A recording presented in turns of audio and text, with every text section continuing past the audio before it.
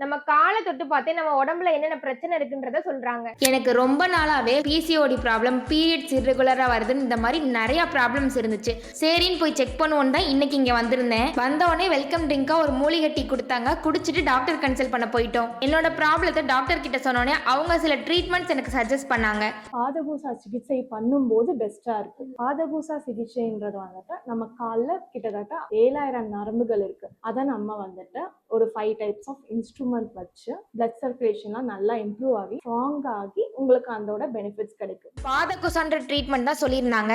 அவங்க சொல்லும் போது எனக்கு எதுவும் பெருசா தெரியல மக்களே.